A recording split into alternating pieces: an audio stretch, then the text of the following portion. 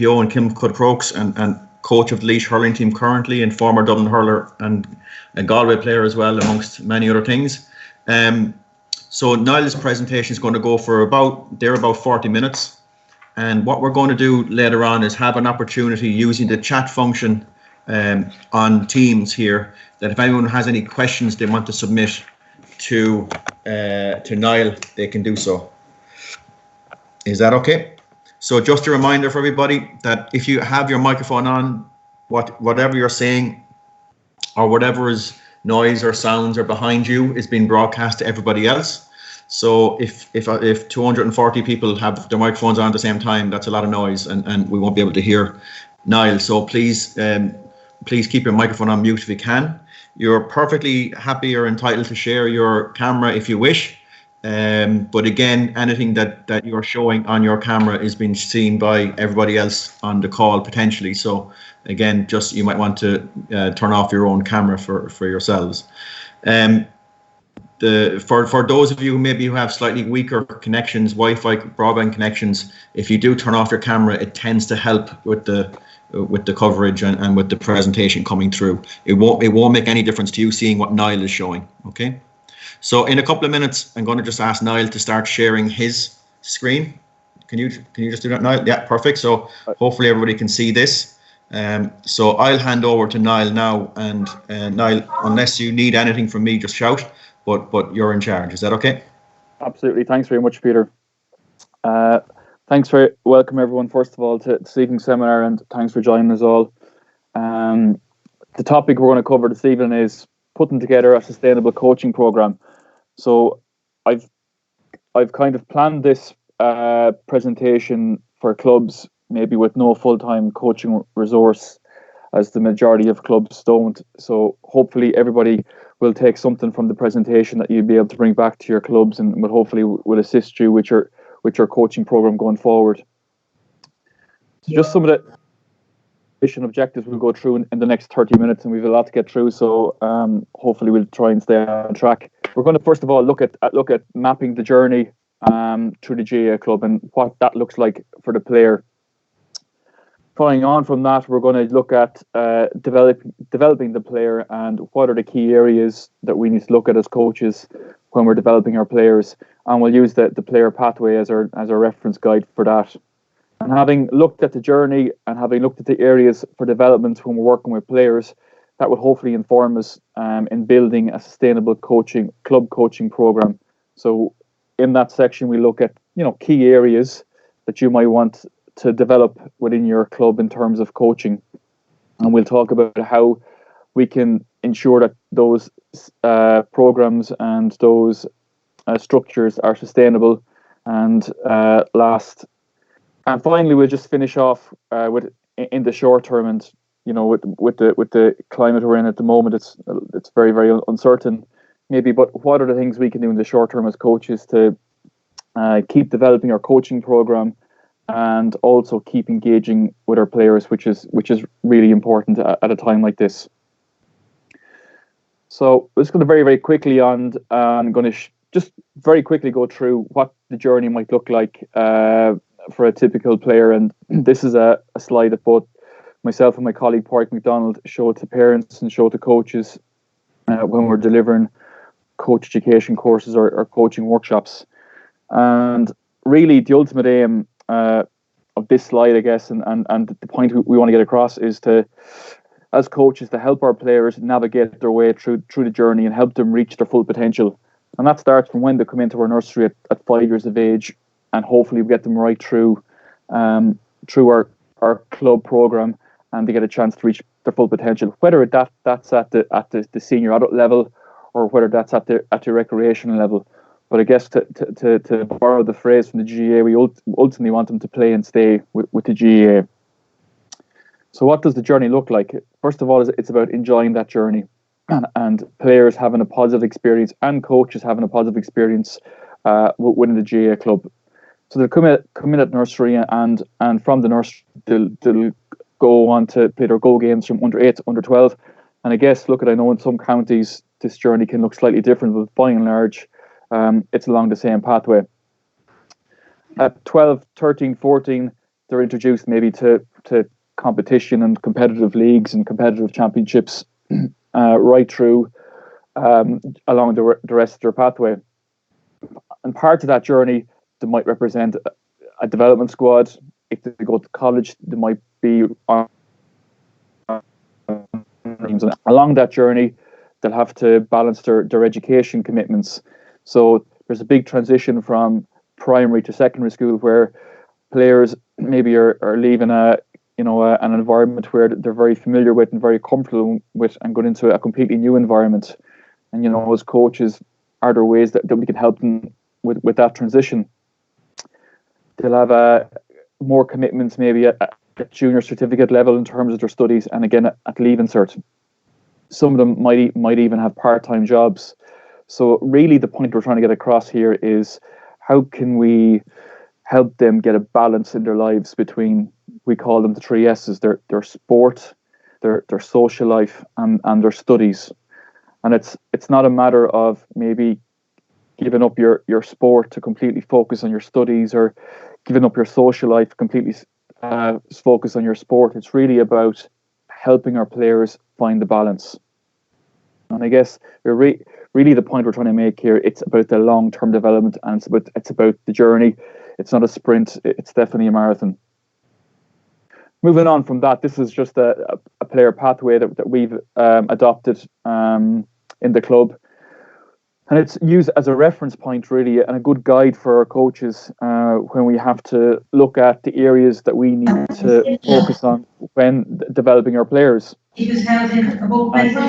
And you'll see within the pathway, there are 5 stages to the pathway. Starting from the fundamental stage all the way up to the training to win stage. And within those 5 stages, there are 6 phases. That's great. There are 6 phases, and starting with the physical literary skills, and we've seen all the research on those, our technical skills, our tactical skills, our mental or psychological skills, our physical skills, and then our lifestyle.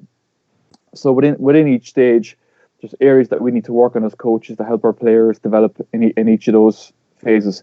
And again, it's a great reference point when we're looking at maybe what we should be coaching.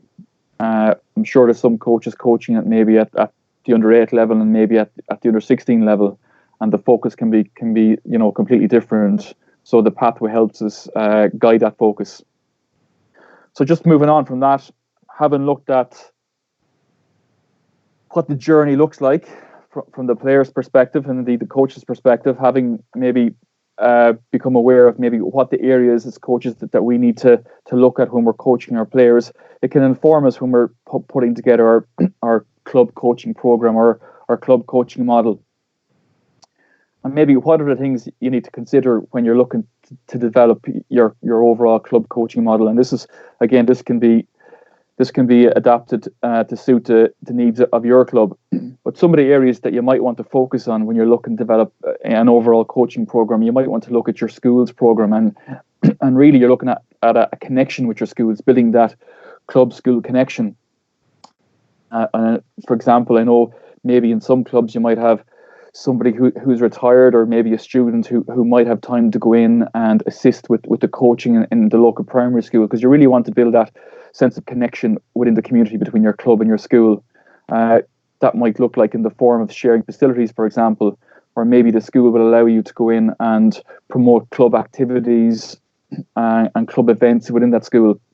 Ultimately, for a lot of clubs, the schools are, I guess, the recruitment grounds for the club. And really, you want to, as a GAA club, you need to be establishing yourself, in your local schools.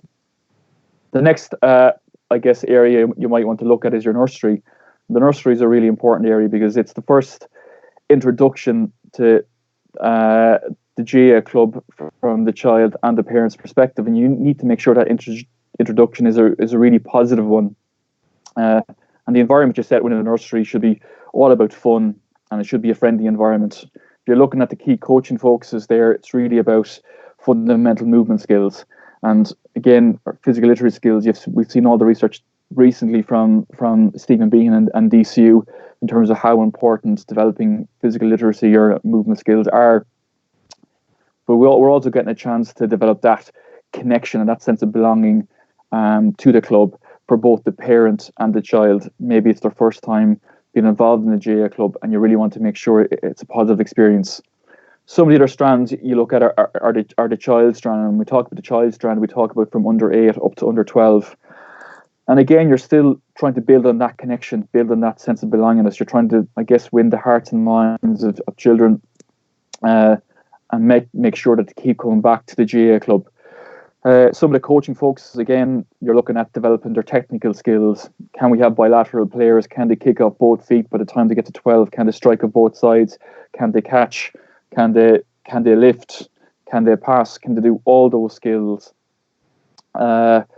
Also, it's a continuation on from the fundamental movement skills, which are, again, we know from research, are the building blocks of any athlete, and really they should be continued. Environment, just said, certainly when you're coaching children, should be one, again, that's fun, that's friendly, but it's also optimally challenging, because children want to be challenged. But as a coach, we need to know, the balance between over challenging them and just the right challenge. And again, you really want an environment where they can come down to your session and aren't afraid to fail, they're afraid to make mistakes. Continuing on into the youth level, again, it's just a continuation on from developing their skills under pressure. You might go into tactical and team play development. You might increase their functional competence, and a great resource in the GAA is the GAA 15, and it shows you how you can include good movement patterns in a warm up and include the ball. Bearing in mind, we just looked at the youth and we looked at the journey. As part of your youth coaching, you have players who will have to deal with maybe studies, the pressures of studies, the pressures of exams. Maybe they'll have part-time jobs. Maybe they're on development squad teams. Maybe they're playing other sports. And again, as a coach, you're not trying to put more pressure and put more fill up their load even more. You're trying to really help them with that balance and take that pressure off. Again, I'm just going to very, very quickly touch on the coach education bit. If we have a player pathway, we should really have a coaching pathway for our coaches. If we have better coaches, we're going to have better players. And when we're coaching Gaelic games at this level, the minimum requirement now is a foundation level coaching award, and every club in the country should be adhering to that. And the ambition should be, if you're going to coach in the GAA club, that at the minimum you have that award. And again, there's a good structure in the GAA of the formal coach education award, from the foundation award, leading on to the award 1, child, youth and adult, and even the award 2. But you might also look at some informal coach education in the form of coaching forums, and maybe bringing in some guest coaches into your club to focus on the areas that you feel as a club that need to be developed. I have attached at the end of this presentation some links to resources that will help you fill in the content in each of those areas in terms of tactical and technical development. So there's lots of content out there that clubs can use when we're looking at developing our players. Really, if you're looking to develop your coaching model, maybe just start with one. Maybe start with one element and start developing that. And when that's up and running, you might move on to the next phase. If you could try to maybe some clubs, I'm sure most clubs have these areas well established. But if you don't, maybe just pick one area and start with that. Just moving on then to sustainability, and I think I've put up a couple of maybe funny graphs just for you to have a look at.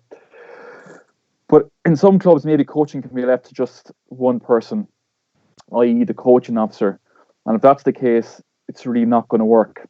For this to be sustainable, there has to be a structure, and that structure might be in the form of putting together a juvenile committee or juvenile coaching committee, or an adult coaching committee, or having both. or maybe you're going to let the coaching officer in your club lead the way, but assist that person in the form of maybe establishing a nursery officer in your club, or a child coaching officer in your club, or a youth and adult coach, and maybe establishing a schools coach, or maybe putting somebody in charge of coach education. But then there's a structure around that, and you can also set targets. So maybe you'll want to retain. Hopefully, you can retain all your players throughout the course of the season, and retain all your coaches. But maybe you look at the end of the season: how many players did we retain? How many coaches did we retain? Maybe you're going to look at setting targets in terms of coach education. Maybe you want to set so many. Maybe you want to have so many people through the foundation award or through the award one. Maybe you want to run a coaching forum. Maybe you've identified areas of coaching deficiencies in your club, and you can bring in a guest coach. So it's about having a structure to do all that. And really what it's about putting coaching on the agenda. And I know most clubs, between fundraising and development, there's a lot of stuff going on, and it costs a lot of money. But really, you need to, if you want coaching to work in your club, you really have to invest in coaching and making sure it's on the agenda at every juvenile meeting, at every adult meeting, and you're setting targets for yourself and your coaches in those meetings. A good example of maybe, I'll use my example of my home club in Galway, who recently engaged with their county coaching and games development committee and wanted to establish their own club coaching program. And this is a small rural club in Galway, I think, with 170 members. So they got 30 to 40 volunteers in a room. Someone from the county coaching and games committee came out, facilitated that meeting.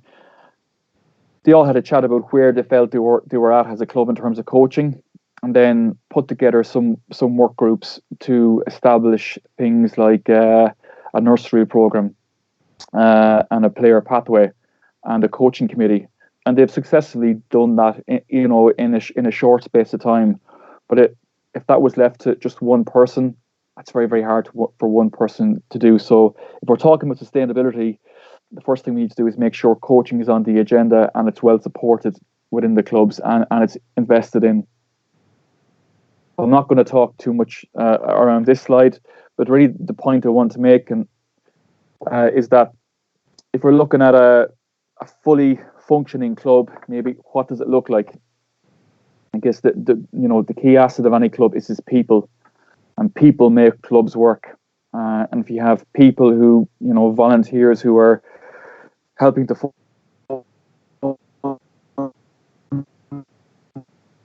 raise volunteers who are coaching and playing, who are on committees, who are assisting in other areas in terms of establishing a quality game, quality coaching, age-appropriate coaching, interlinking with your schools and forming that community link with your schools. But the point is that people are the real asset in the club. Players, coaches, volunteers, people who sit on committees, and that's what clubs need to invest on. And if we can do that, well, then you have a greater chance of sustaining your coaching program in the future. Okay, just moving on from that in the short term, and I'm going to spend maybe the next 13, 14 minutes on this because we find ourselves in a strange situation where we can't engage with our players on the pitch, and we're all in lockdown, and I guess we're in very, very uncertain times. What can we do as coaches in the short term, maybe to sustain our coaching program and to engage with our players? And there's been some ideas that clubs have come up with, and they've been excellent. And I'll talk through some of them in a few minutes. If you were to flip this on the positive side, it's probably a great opportunity for us as coaches, and maybe as a club, to self-reflect. If you're looking at your club coaching program, or if you're looking at yourself as a coach, where are we as a club in terms of our coaching? Or where am I as a coach? Why do I coach? Have your motivations changed as a coach? Have they stayed the same? Maybe look at your own strengths as a coach. When you coach, what do you feel that you're really competent at? And is there an opportunity now for you to improve in certain areas? And that might, there's plenty of podcasts and books and resources out there that coaches can read up on, and online courses that coaches can get on to improve their coaching. Maybe it's a good time to ask your players what they think of you as a coach. Maybe ask your players, and as a club, ask your coaches how they feel about the club, and maybe where they feel coaching stands in the overall aspect of the club. I guess ultimately, in the short term, maybe we can look at how can we become a better coach, and how can we engage with our players over the next 4 to 6 or 8, 10 weeks. I've attached on the slide, on the presentation, a self-reflection coaching questionnaire. And if you're looking to upskill, maybe it might be an idea to fill up that questionnaire. And it first of all identifies what you're good at, maybe in areas that you might want to upskill on. This is an example of, again, I'll just use Kilmacud Crokes as an example. These were our under-9 coaches a couple of months back. They wanted to get some feedback on their coaching and I guess their coaching environment for the players. So they put together a simple Google Docs form, and they sent it out to the parents, and they asked the parents to fill this out with the input from the child. So that asked the child the question, and along with the help of the parents, they'd get the answer. So there's some really interesting questions that the coaches asked. And if you look at the third column, and the question was asked, what is fun for your son? And a lot of them, the answer that came back was, again, games, blitzes, meeting friends. They mentioned some of the games that they like playing. Interestingly, winning out of 51 participants in that completed the survey, winning was a long way down. And when they asked the question below that, name one thing that your son would like coaches to do more of. And again, you can imagine the answer that came back. It was more games, more blitzes. And I think that just was a nice way of I guess, interacting, engaging with the players. This might be something that you can do as a coach, or maybe as a club, get some feedback in terms of from your players or from your volunteers or from your team in relation to your coaching, and how you can plan for that when we all do get back on the field coaching with our players. So again, this is just continuing on from the short term. In the middle here, we have, I guess, the player development wheel, and you can see different slices of the pie in terms of, as coaches, where we need to develop our players on. Some of the ideas that we've seen clubs and coaches do in the last couple of weeks have been the weekly skill challenges, and they're really effective, because ultimately it's a way of engaging with your players, and ultimately it's a way about ensuring that when we're all trying to establish a new routine, we've all been knocked out of our daily routine. It's about ensuring that GAA stays in the routine. If as a coach, if you're used to coaching on a Tuesday and Thursday, and the player is used to training on a Tuesday and Thursday, maybe can we still fit that routine into that weekly calendar? And the skill challenges are a nice way of doing that, and encouraging players to practice their skills at home in the back garden. Some of the weekly session plans, again, I've seen some coaches send out, are excellent. They include descriptions of the activities or the games, and some of them have even included some YouTube clips and some clips from Twitter or social media in terms of how this skill or activity can be completed. And they're all great ways of, again, just engaging with your player, and engaging with your fellow coaches. So what else can we do? So to influence, when we look at the player development wheel, how can we influence their even more over the next few weeks, their tactical developments, their team play development, their physical or psychological? How can we educate them on their lifestyle? So I'm just going to throw at you a few ideas that I've started to use, and hopefully you'll get something from that. Brendan Harper was on last week and did a brilliant presentation on player profiling. I think it's crucially important that every coach, and Brendan recommended from 14 upwards, is probably an ideal time to start player profiling. It's always left in the long finger because it takes time, and if we have nothing else over the next few weeks, we have time to player profile. The benefits of player profiling, as Brendan outlined last week, it creates creates a self-awareness within the player of first of all what they're good at, areas that they're strong on, and maybe areas that they could improve on. It's a great way of starting a conversation.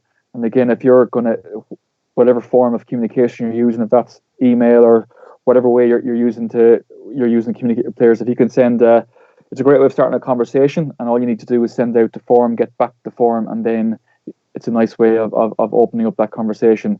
It also builds a great understanding between the coach and the player. It helps the player understand maybe where your perspective, and hopefully as a coach you'll greatly better understand the player's perspective when it comes to maybe technical development or tactical development, or why these areas are important. Most importantly, with the player profiling, it develops an action plan, and as a coach we can help a player develop an action plan over the next few weeks. And again, that's another way of keeping them engaged while we can't go on the pitch and coach them. Brendan had a brilliant player profiling sheet he showed last week. Mine is very, very similar. There's a couple of subtle differences. I need to credit this to Colin Clear from Leinster GA. I took this off him and I used it when we were player profiling some of the Laois players earlier on the year. And again, it has some of the same headings as Brendan's sheet showed last week. Again, we've seven or eight areas in terms of technical, defensive, running, attacking play, psychological focus, components of physical fitness, and game understanding.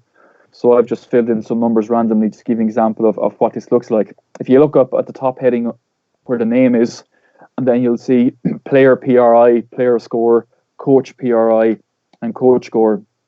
And this is where the conversation can get really interesting if you can get this data from the players.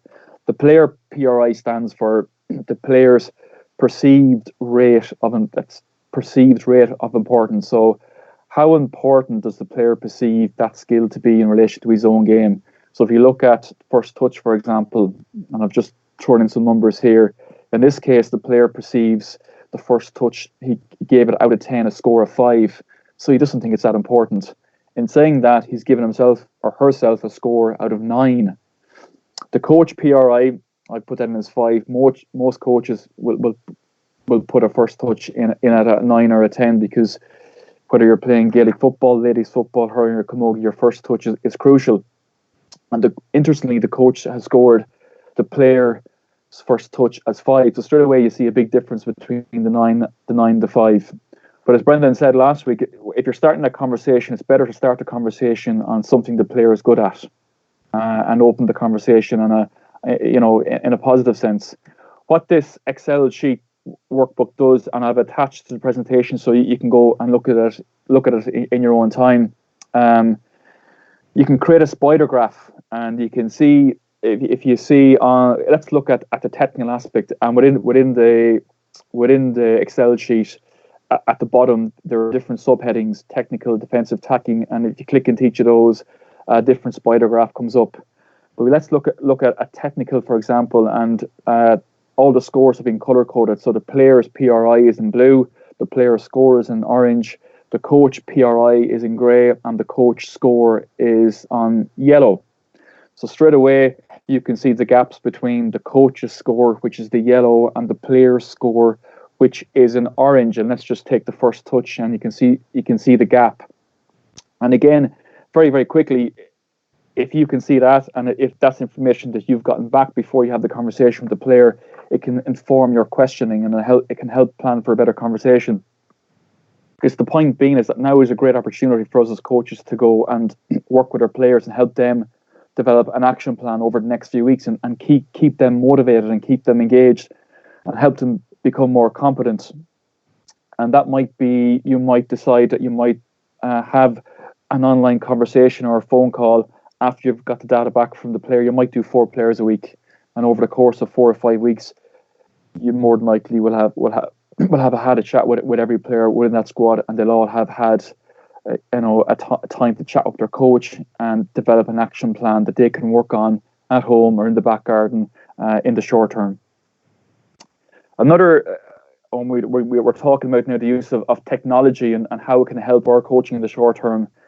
This is a free app I use. It's called Tactical Pad, and it's a great application if you're teaching, if you're trying to coach things like movement or tactical or team play elements of the game, or ways that you'd like your players to play. So I'm just going to quickly click here and give an example of what Tactical Pad does. Visually, it's a great coaching tool for players. So if you're looking to coach inside movement, for example, you can maybe give players examples of what that movement might look like. If it's kick out or puck out strategies, again, you can mark out areas, or if you're looking for a player to play deep, again, it has all those features. How can we use Tactical Pad as an example to engage our players and to even further develop their tactical and team play development? Well, here's a slide. Here's might be an exercise that you might give to your players over the next few weeks. And these are all problems that players encounter and coaches encounter when we're playing matches. Whether it's defenders being dragged all over the place by forwards shooting from difficult positions, or forwards bunching when the ball is going in.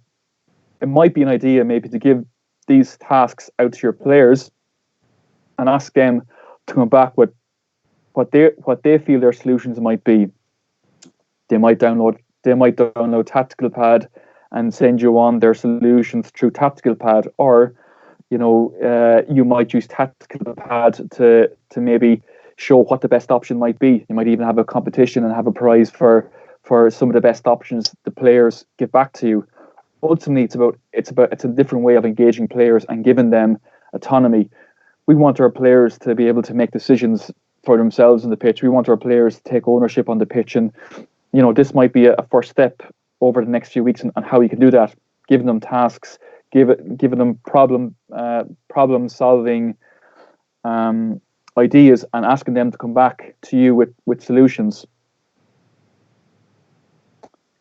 Again, we're nearly up time wise, so I'm going to fly through the rest of it very, very quickly. Another coaching tool that's used, I'm sure, by many coaches is this thing called freeze framing. And how does freeze framing work? Well, on the left we have a player who's gone in to dispossess their opponent, and it's a great way of showing players maybe what good technique might look like.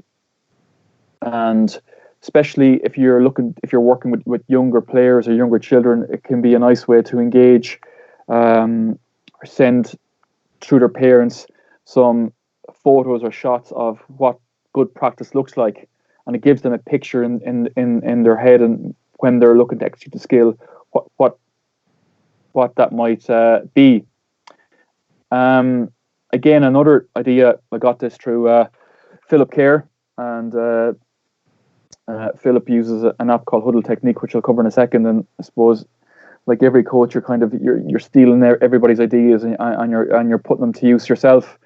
But this is another way of using freeze framing. I'm going to play this clip here very, very quickly, and this is just a match. And this is you might send your players a clip, and you might ask them in that clip, okay, what's the option with the player in possession? And at this stage, his only option is to keep going. But you might have different snapshots in games of players in possession or not in possession. And you might, again, a bit like the task I showed earlier, ask them to come back to you with maybe what they would do in that position. And again, how you engage that, again, it can be through your different forms of communication that you're using with your teams at the moment.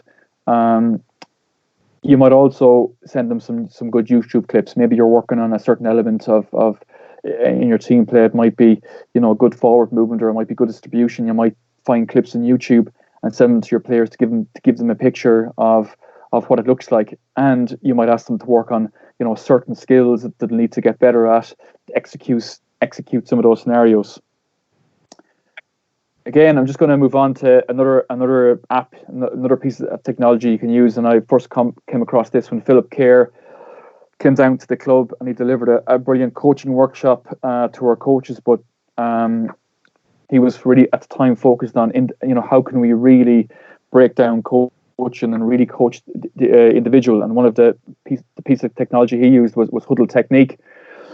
And Huddle Technique is a free app you can download, and it's absolutely fantastic. So because it gives you a split screen of maybe somebody like Tommy Walsh, for example, on the right, who can show striking from the hand and what best practice looks like, and then somebody on the left, such as one of our camogie players who's just beginning the game and learning to strike from the hand.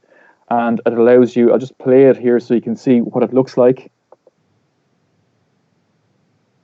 So again you can freeze and move, and when you go onto the app, you're able to draw and add comments, and you're able to identify matching points and mismatching points. The question is, how can we use that with our players over the short term? Well, maybe it might be an idea for a parent you're engaging with, maybe new to the sport, new to Gaelic games. They might be able to record their child executing a skill. They can send it on to you, and you can give them feedback and send it back to the parents. Again, it's a different way of communicating and a different way of coaching over the next 8 to 10 weeks. And Huddle Technique, allows you to do all that. It also might be for a free taker in your club, if it's looking at good kicking technique or good striking technique or good body position. Again, if an adult player, for example, or a minor player is looking to improve some of those special skills, they can record themselves and send those clips on to you. So again, it's just it's about thinking outside the box, and it's about thinking, how can I engage my player? How can I keep developing my coaching in the short term? They're just links to some useful resources that you can click in and use and look at it in your own time. It'll help fill the content if you're looking to establish an adult, a child strand coaching in your club, or a youth strand coaching, and maybe some of the things you might want to include. There's some brilliant resources in some of those links, and I'm sure hopefully you'll get something from them. I suppose some of the key take-home points in relation to the presentation. If you're going to establish a really sustainable coaching program, clubs need to start putting coaching on the agenda. If that's in the form of a juvenile coaching committee, if that's in the form of establishing their own club coaching committee and setting themselves little targets and little aims that they want to achieve. And you'll find very, very quickly as a club that there's a lot of things that you're doing well. The schools might be going well, and maybe the child focus might be going well, but maybe you might need to do a bit of work on maybe the youth. But having some sort of a evaluation system in place for your coaching program, so you know what's working and what's not working, and having some targets in place that you can reach, because like us all, we all need to be motivated, and we all need to be encouraged, and setting little targets can really help with that motivation. In the short term, it's really about engaging with the player. And I was down the shop last week, and I met one of our under 15 coaches, and I asked him how were they getting on, and he was saying to me, look, he's struggling to get the young fella out of the bed, but at the same time he was up to 15 chin-ups. So even the point being that if we can find ways to engage our players, set them targets, encourage them to keep developing, they will. So when we do get back on the field, we will be in a better position as coaches. We'll be better organised. Maybe we'll have got time to self-reflect and upskill, and our players will have kept developing in certain areas of the player developmental wheel. That's okay. I hope I covered everything. I think I've covered everything. Thanks for your time, and I'm happy to take any questions off anybody if they have some. So over to you, Peter. Thanks very much, Niall. Thanks for that presentation. Very, very clear. With lots of really, really good, simple ideas for all of us to take on board. For those of you that have any questions to ask on Teams here, when you roll your mouse over the middle of the screen, you can see a few icons pop up. One of those is a little speech bubble, and it's a show conversation or a chat. So if you want to type in any question that you have there, and I can ask Niall each of the questions rather than using the microphones, if that's okay. Niall, Barry Dunn in Waterford just asking, is Huddle free or a paid app? It's a free app to download, and there's certain features you can use for free, and there's enough free features you can use that will help you to engage with your player. You can subscribe to it, and it'll give you additional features, but the app is free to download. Thanks, Niall. I'd say we have about 10-15 minutes or so for questions if people want to just type in their own. There's no issue at all. Niall, just maybe for myself, some questions. Obviously, technology can be really, really good for coaches, but maybe for our experience here the last couple of weeks is not everyone's broadband has really been hectic for sending these things around. So, is there anything? Have you encountered any issues with some coaches or really good ideas that some of your club coaches come up with for those? Well, I suppose the smartphone is a nice way of recording skills or recording sessions and sending them on to the parent, or sending them that way, I guess, through your smartphone. Some of our coaches again have emailed out great session plans through the parents in terms of what players can be doing, and have found great YouTube clips and clips from Twitter that identify what the activity is and how the players can execute it. So yeah, they're kind of some of the things that our coaches have been using. Some of the things that I've seen. The skill challenges are obviously a great idea, but how sustainable they are over the next few weeks, we'll have to wait and see. Yeah, Kevin Kelly, question here. Kevin from Ulster, you might know. He's like Crokes is a massive club, so a huge number of players. How many games are you trying to get for every player per year? Just as a rough idea, and roughly how long would you think the season would be? Yeah, well, I suppose it's slightly different in Dublin, where the summer is a bit quieter. In Dublin, where down the country, games are in full flow. But let's just take the Go games, for example, the CCC1. If our players, which a lot of our players are dual players, they'll get in Go games alone, they'll get 26 games in the year, and then we'll have football festivals, hurling and camogie festivals. We'll have trips away, and there'll be more games onto that. If you look at the older age groups, for example, our under 14s, they'll get dual players will get 14 games in terms of league, and again they'll have the Fail Blitz, or they might have championships, and again they'll use away trips. So they have a huge amount of games. I'm not sure what the structure is in other counties, but the games program in Dublin is quite good. How would you try and encourage mentors in your role as a GPO to develop their coaching and attend workshops and courses and things like that? Well, the first thing you might do is maybe just audit your coaches and find out what they're interested in. What are the things that they find interesting?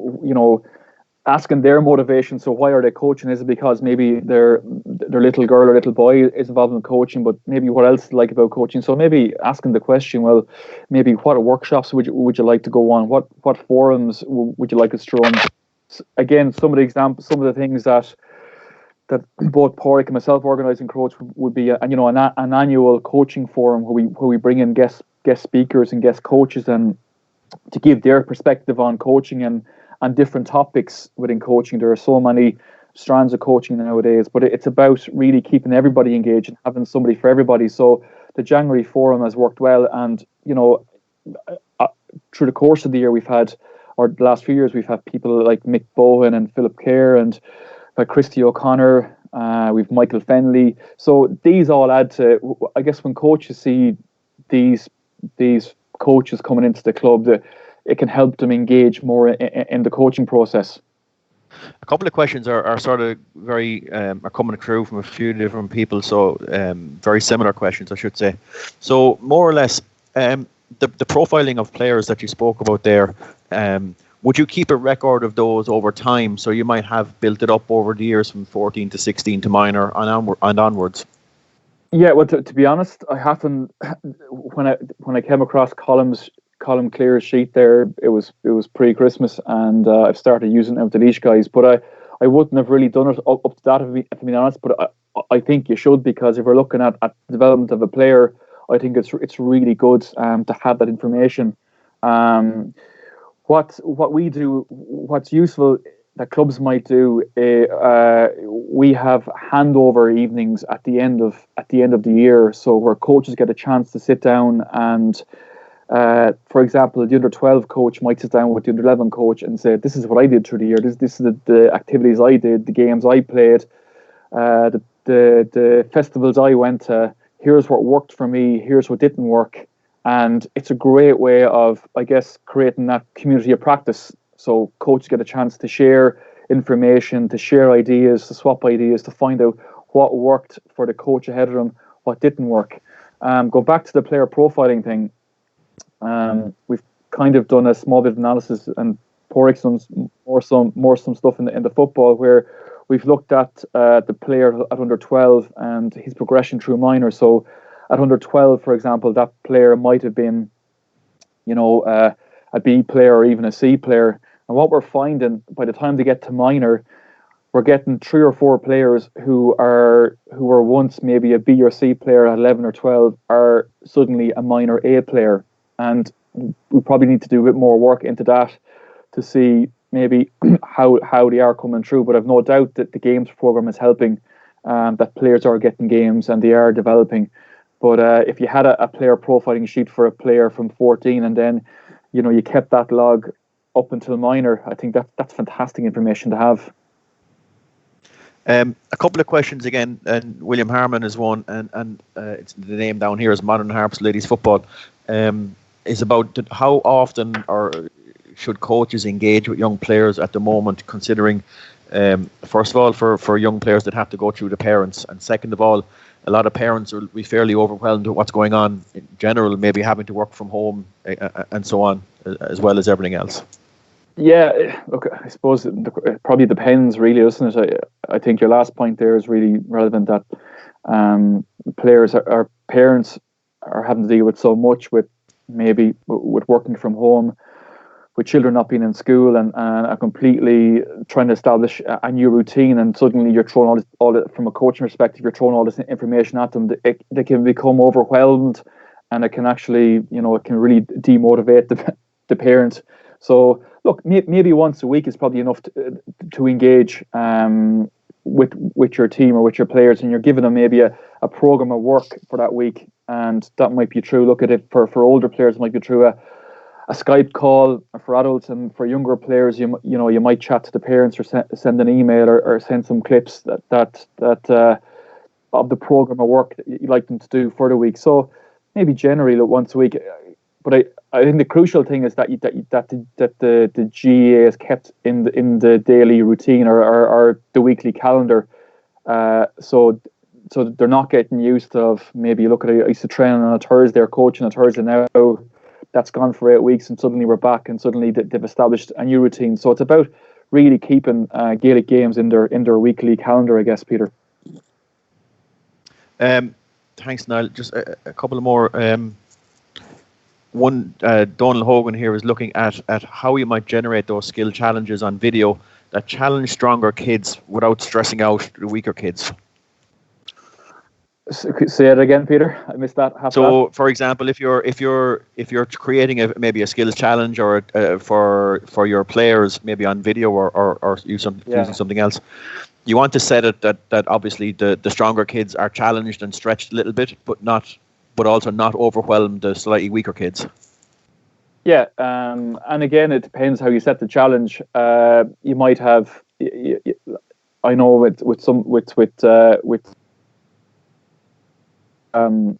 coaches, they're having skill challenges within their own age groups, and part of what they're doing is that they're having, different categories. They'll give a prize for effort. They'll give a prize for a good kick or a good strike. They'll give a prize for creativity. So maybe that's a way to create those different levels. I again, attached to this presentation are the Corocoran Awards, the skills test that we use for our player, someone under, or maybe using the Go Games challenges as a way, because in those challenges there are different levels in those challenges that a player can achieve, and also can find optimally challenging.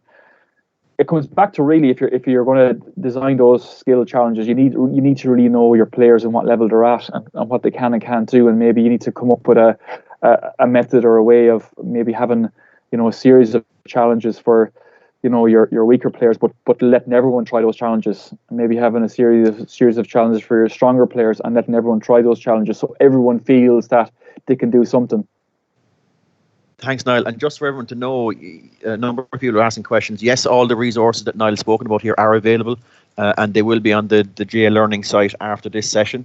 And thanks very much to Niall and Crokes for sharing those.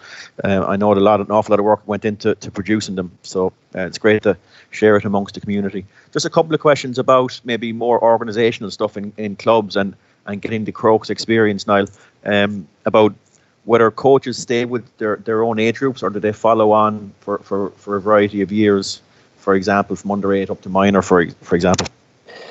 Yeah.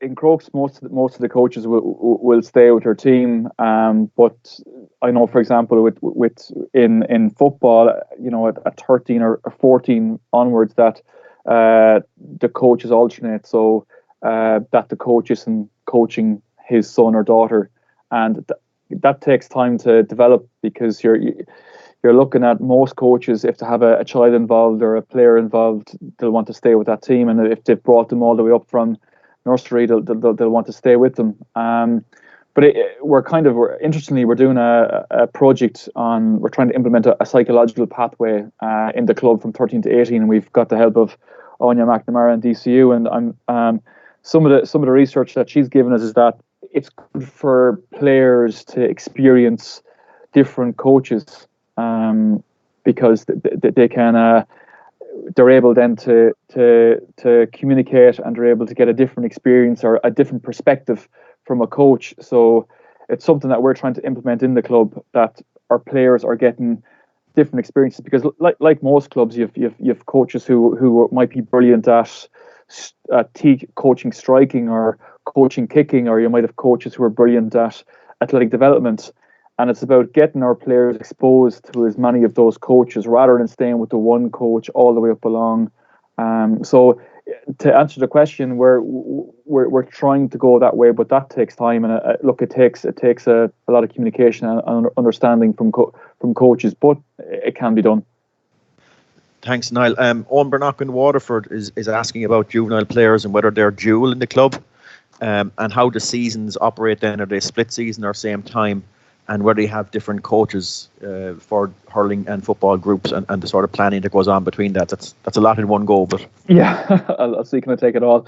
90% of our players, certainly juvenile, are dual players. So 6-7 years ago, we introduced a dual nursery for the first time in the club, where players came down and had an hour of hurling, football, and fundamental movement skills. And as a result of that, both the player and the coach and the parent have got into coaching both codes, and there really is no difference. 70-80% of our coaches now are dual coaches, whereas before that wouldn't have been the case. But because it's all they know, and when they came into the club, it was a combined effort. And ladies football and camogie have gone the same way, and yeah, it's really positive, because there's a huge amount of the teams are big. Each age group has nearly 100 players, and you can imagine the organization in that. So the games program from Go Games, they play every second week. So or if they're dual players, they'll play every Saturday in the Go Games, and over the course of the year they'll get 26 to 28 games, not including some of the blitzes we play outside of that. So they'll play the Go Games from February or March up until maybe June, and then they'll go back and play Go Games from August to October. So in terms of the games, there's a huge opportunity to play those games. Thanks, Niall. I think we're okay on the questions. I want to just say thanks to Niall Corcoran on behalf of all the people on the call today. With over 200 people on this call, it was great to see. Last question, Cara Carberry, you just got in. How many sessions per week are your lads training roughly, would you suggest? So at the juvenile level, they'll do one hurling, one football, and on the Sunday mornings from a hurling perspective, mainly to do one midweek session. At the weekend, we always put together an optional session on a Sunday morning, or if it's a football on a Sunday afternoon, where maybe players who aren't playing other sports can come down and kick a ball or strike a ball. So between 1 and 2 a week, and then after that, then they're doing 2 sessions a week. Perfect. Thanks, Niall. Again, like I suggested there, thanks on behalf of everyone here for your insight, for sharing your information, for sharing what you do in Crokes, and for giving us lots of great ideas that we might implement in our own clubs as time goes on. Just for everybody to be aware, the registration form for the next of these sessions, which will take place next Tuesday evening, with Owen Mooney. Owen is from Fermanagh originally, but has actually just started working in Dublin, GA now as well. That session will be on at 7:30 next Tuesday. Registration opens for that at 9 o'clock this evening on the same webpage that you registered on the last time.